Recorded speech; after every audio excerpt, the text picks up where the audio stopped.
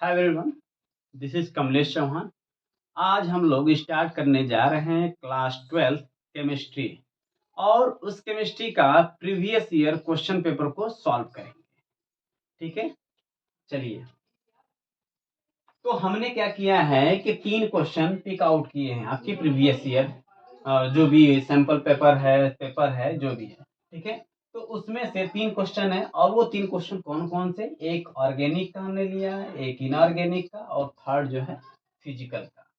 चलिए, तो पहले क्वेश्चन से सॉल्व करना स्टार्ट करते हैं, फिर देखते हैं कि इसका अप्रोच कैसे करते हैं। पहला लिखा हुआ क्वेश्चन है, among the following which is the strongest base. Base के बारे में पूछा हुआ है। पहले तो हम लोग को जानना पड़ेगा कि बेस होता क्या है, उसके बाद हम लोग अप्रोच करेंगे। तो बेस देखिए, एसिड और एक होता है बेस। ठीक है, कई सारे कॉन्सेप्ट है लेकिन यहाँ जो लगे उसकी बात करते हैं।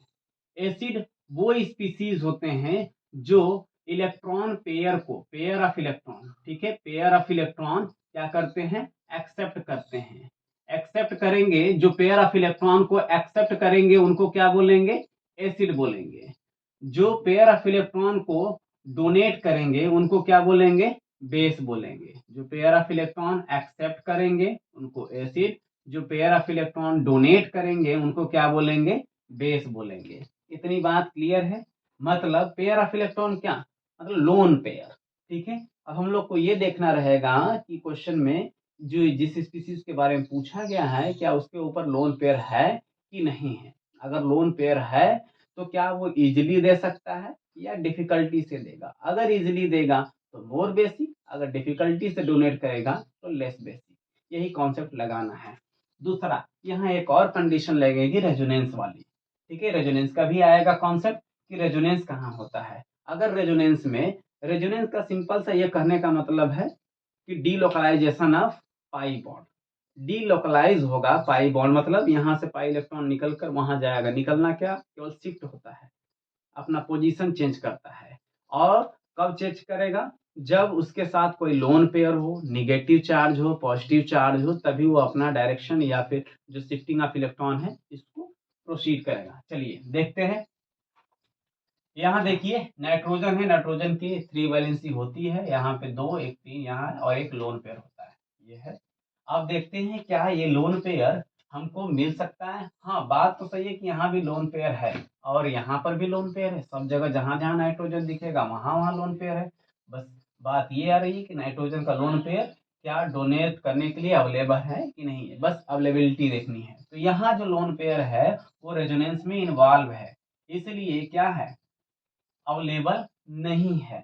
ठीक है, यहाँ की बात करते हैं, यहाँ भी रेजोनेंस में इन्वॉल्व है, इसका मतलब ये भी अवेलेबल नहीं है डोनेशन के लिए। अब यहाँ की बात करते हैं, ये भी वही कंडीशन है, ये भी इसमें इन्वॉल्व है इसलिए अवेलेबल नहीं है। लेकिन यहाँ की अगर बात करें तो ये इधर नहीं जाएगा, शिफ्ट नहीं करेगा। यहाँ देखिए, lone pair single bond double bond, lone pair single bond double bond, lone pair single bond double bond, इसलिए कंजुगेशन में यहाँ देखिए लोन पेयर सिंगल बॉन्ड, यहाँ कोई भी डबल बॉन्ड या पॉजिटिव चार्ज नहीं है, कुछ भी नहीं है, पाई बॉन्ड नहीं है। इसका मतलब ये जो है कि रेजोनेंस में नहीं जाएगा, इसलिए this is available for donation.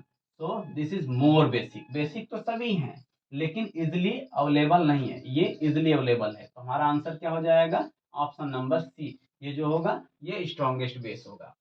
अब सेकेंड है इनऑर्गेनिक। इनऑर्गेनिक देखिए क्वेश्चन क्या कर रहा है, the oxidation state of the iron in FeCO whole 5।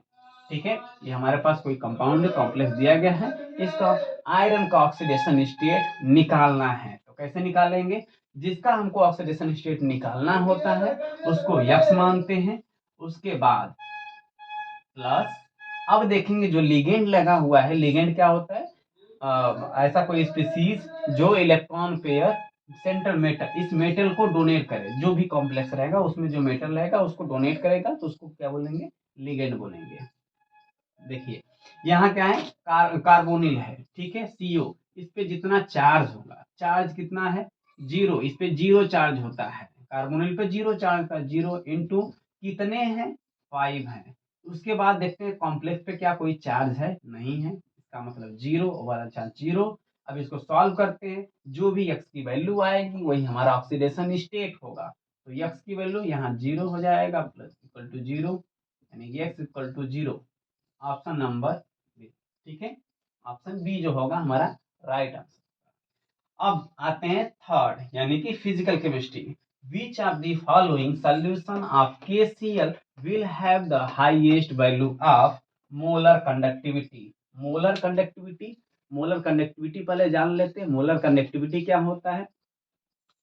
Conductance, conductance of 1 mole of electrolyte. Electrolyte वो स्पीसीज होते हैं जो वाटर में डिजोल्व करने के बाद, सॉल्वेंट में डिजोल्व करने के बाद वो क्या होते हैं, अपने आयंस में ब्रेक हो जाते हैं, टोटली ब्रेक हो जाते हैं। उनको क्या बोलेंगे? इलेक्ट्रोलाइट बोलेंगे। जो कंप्लीट ब्रेक हो जाएंगे अपने आयंस में, प्लस में माइनस में, उनको स्ट्रॉन्ग इलेक्ट्रोलाइट। जो पार्शियली ब्रेक होंगे उनको वीक इलेक्ट्रोलाइट। उसके बाद ये हो गया मोलर कंडक्टेंस, मतलब एक मोल इलेक्ट्रोलाइट का जो कंडक्टेंस होगा, जो उसके आयंस जितना कंडक्टेंस प्रोड्यूस करेंगे, उसको क्या बोलेंगे? Molar conductance. तो यहाँ पे कॉन्सेप्ट क्या लगेगा? ये इसके लिए फार्मूला दिया गया है, lambda M is equal to, आपको ऐसे लिखा मिलेगा बुक में, lambda M is equal to K by C, यानी कि जो लेमडा एम है इनवर्सली प्रोपोर्शनल टू सी। इसका मतलब ये हुआ कि जिसका कंसंट्रेशन कम होगा उसकी मोलर कंडक्टिविटी ज्यादा होगी। बस ऑप्शन ढूंढ लीजिए, इसमें सबसे कम वैल्यू है, ठीक है, मोलरिटी की। ठीक है, कंसंट्रेशन की वैल्यू जिसकी कम होगी उसका मोलर कंडक्टेंस ज्यादा हो। देखते हैं, तो पहला ऑप्शन देखिए 0.01 है, ये बी है 1, 0.1, और सी है 0.5। सबसे कम कौन है? 0.01। 0.01 सबसे कम वैल्यू, इसका मतलब मोलर कंडक्टिविटी इसकी ज्यादा होगी। समझ में आई बात? ठीक है, गुड लक।